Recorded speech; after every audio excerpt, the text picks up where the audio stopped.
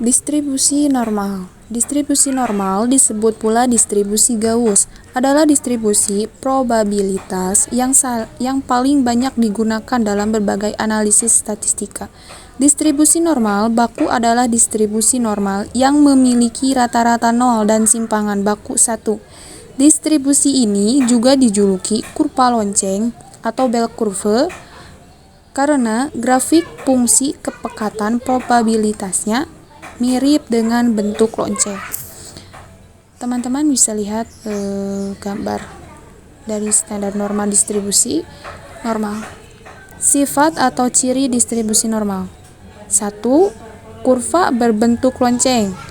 2. Nilai mean, median, dan modus yang sama. 3. Tidak cocok untuk data dengan distribusi miring. 4. Cocok dengan variabel kontinu. Nah, untuk rumusnya, F dikali X sama dengan 1 per sigma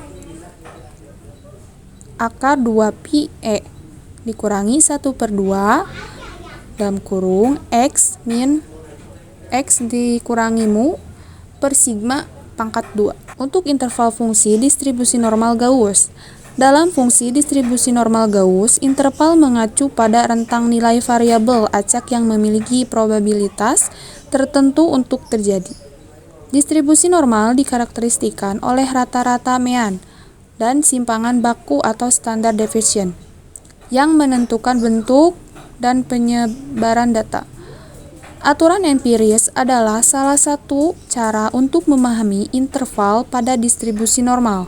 Aturan ini menyatakan bahwa 68% data terpusat dalam satu simpangan baku dari mean, 95% data terpusat dalam dua simpangan baku dari mean, 99,7% data terpusat dalam tiga simpangan baku dari mean. Untuk interval lainnya, kuantil membagi distribusi normal menjadi beberapa bagian yang sama besar.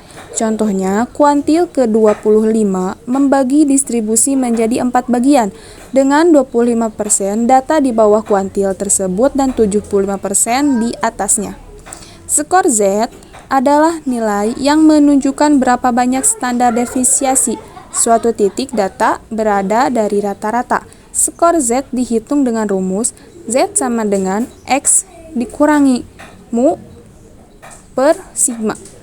Probabilitas fungsi distribusi normal Gauss dapat digunakan untuk menghitung probabilitas suatu titik data berada dalam interval tertentu. Contohnya, kita dapat menghitung probabilitas suatu nilai berada dalam interval mu kurang lebih 1 sigma. Nah, untuk transformasi distribusi yang dibakukan, teman-teman bisa lihat bahwa distribusi normal memiliki sifat yang dibakukan. Untuk nilai Z, jika ditentukan unsur-unsurnya. Skor Z yang kurang dari 0 mewakili elemen yang kurang dari mean. Skor Z yang lebih dari 0 mewakili elemen yang lebih besar dari mean. Skor Z yang sama dengan 0 mewakili elemen yang sama dengan mean. Skor Z yang sama dengan 1 mewakili suatu elemen yang satu standar deviasinya lebih besar dari rata-rata. Skor Z sama dengan 2 menandakan 2 standar deviasi lebih besar dari rata-rata, dan lain-lain. Skor Z yang sama dengan kurang dari min 1 mewakili suatu elemen yang deviasinya standar 1 lebih kecil dari mean. Skor Z sama dengan min 2 menandakan positif 2 standar deviasi kecil dari rata-rata. Jika jumlah elemen dalam himpunan banyak, sekitar 68%, elemen memiliki skor Z antara min 1 dan 1. Sekitar 95% memiliki skor Z antara min 2 dan 2, dan skor 99% memiliki skor Z antara min 3 dan 3. Nah, untuk menentukan luas daerah di bawah kurva normal yang dibakukan, yang diketahui nilai Z-nya, bisa kalian lihat. Contoh, Z-nya sama dengan dari 0,23. Bisa kalian lihat dari tabel distribusi normal. Bahwa 0 maju ke kanan. Di situ kalian akan menemukan 0,0110. Maka akan memperoleh nilai Z sama dengan 0 dan Z sama dengan 0,23, luas daerahnya sama dengan 0,09110. Kira-kira dengan 9,1%. Di sini saya akan membahas materi distribusi T. Perlu kita ketahui bersama bahwa distribusi T adalah distribusi probabilitas hipotetis. Hal ini juga dikenal sebagai distribusi T siswa dan digunakan untuk membuat asumsi tentang mean ketika deviasi standar tidak kita ketahui. Distribusinya simetris, bentuknya lonceng, mirip dengan kurva normal standar. Semakin tinggi derajat kebebasannya ataupun DF, maka distribusi tersebut semakin mendekati distribusi normal baku dengan rata-rata 0 dan sampingan baku 1. Distribusi T juga disebut distribusi T siswa dan digunakan saat membuat asumsi tentang mean ketika kita tidak mengetahui standar deviasinya. Dalam probabilitas dan statistik, distribusi normal adalah distribusi berbentuk lonceng yang mean-nya adalah rata-rata populasi dan deviasi standarnya adalah sigma.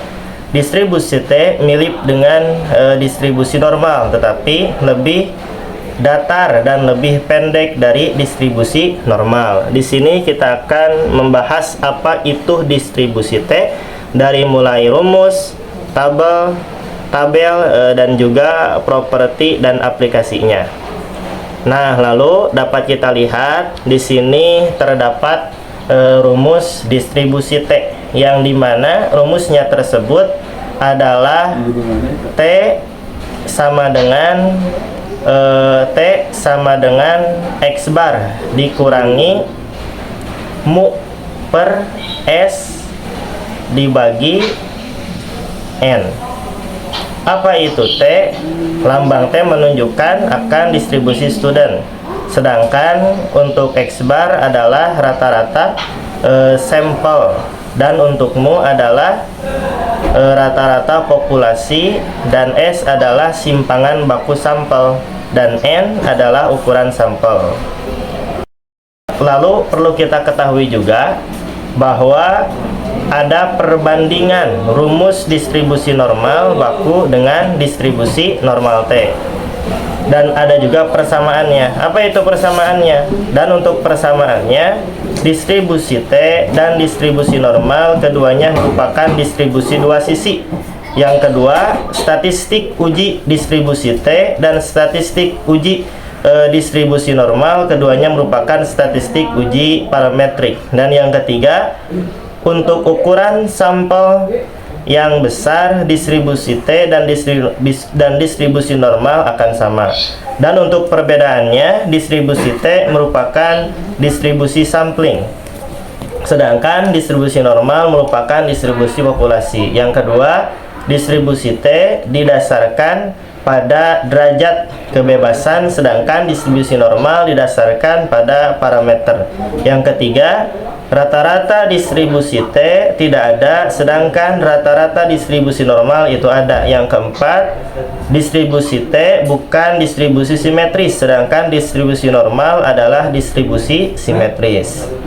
Lalu di sini adapun perbedaan bentuk kurva dapat kita lihat pada tabel di samping bahwa distribusi yang berkerabat dekat dengan distribusi normal adalah distribusi T, yang juga simetris dan bentuknya lonceng, tetapi memiliki ekor yang lebih berat daripada distribusi normal. Artinya, lebih banyak nilai dalam distribusi yang terletak di ujung ekor dibandingkan di bagian tengah dibandingkan dengan distribusi normal.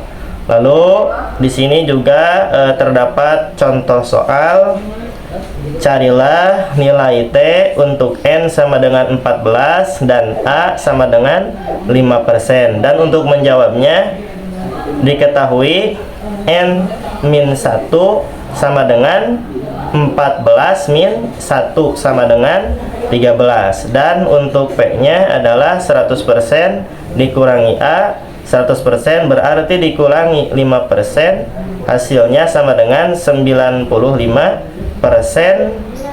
sama dengan 0,995.